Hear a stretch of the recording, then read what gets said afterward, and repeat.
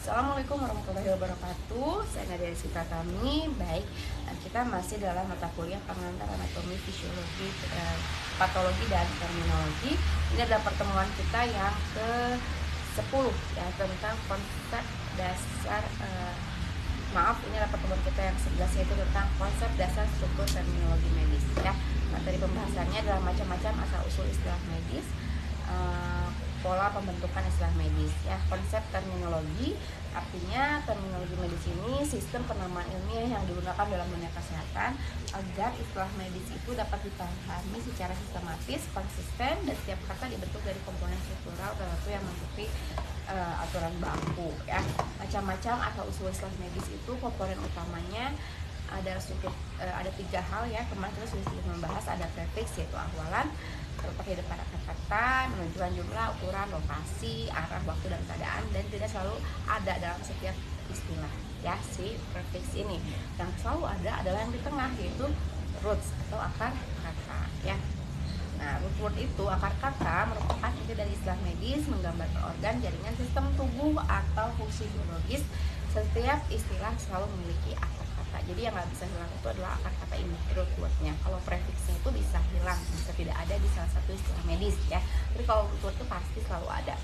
Nah, contoh utamanya itu misalnya tadi ya, kardio, heparo, neuro, gastro, nefro, osteo. Nah ya, itu adalah contoh-contoh dari root word di dalam struktur terminologi medis ya. Komponen utama struktur terminologi medis yang lain adalah sufiks. Sufiks itu adalah akhiran, ditempatinnya di akhir kata setelah akar kata ya, menunjukkan prosedur, konstruksi, patologi, dan spesialisasi ilmu ya. Contohnya peradangan. Peradangan itu ada istilahnya itu itisnya itu adalah istilah peradangan. Lalu oma itu tumor, megal itu besar, angina itu nyeri, ektomi itu operasi pengangkatan logi, itu ilmu tentang ya. Jadi contoh sefalgia, sefal itu kan kepala, dia itu nyeri, nyeri di kepala. Jadi kalau orang pusing itu dalam istilah terminologi namanya sefalgia ya. Nah, lalu ada juga huruf penghubung atau combining vowel ya. Contohnya apa? Ya misalnya tadi di akar kata itu suka ada o-nya nih ya, kayak heparo, kardio, kan kardinya sebetulnya jantung tapi tambahin o, itu sebagai penyambung untuk ke sufiks, penyebutannya supaya lebih mudah.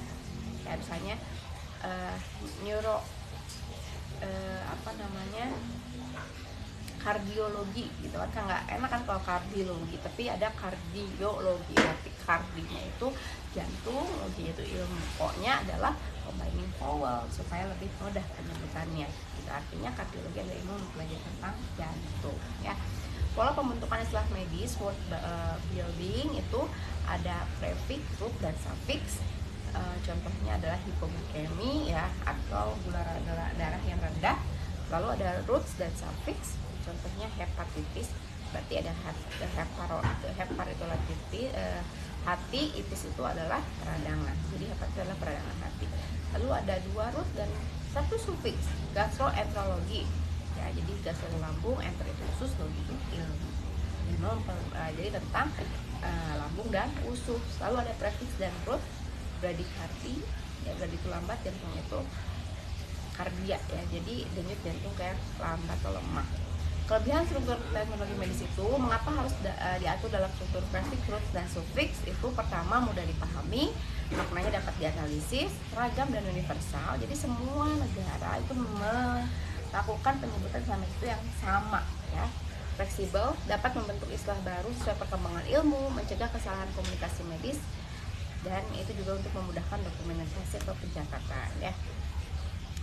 Contoh analisis istilah berdasarkan struktur. Contoh istilahnya kardiomegali. Strukturnya, kardi itu berarti jantung, megali itu pembesaran. Artinya adalah pembesaran jantung. Dimana nih untuk strukturnya? Ya, kardio itu merupakan akar kata atau root. Megali adalah sufiks. Kalau poliuria, poli banyak, uria urin. Poli berarti prefix.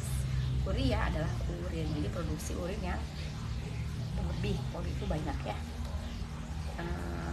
Nah, kesimpulan konsep dasar struktur terminologi medis. Jadi struktur istilahnya itu pokoknya ada 3, ada prefix, roots, dan sufiks.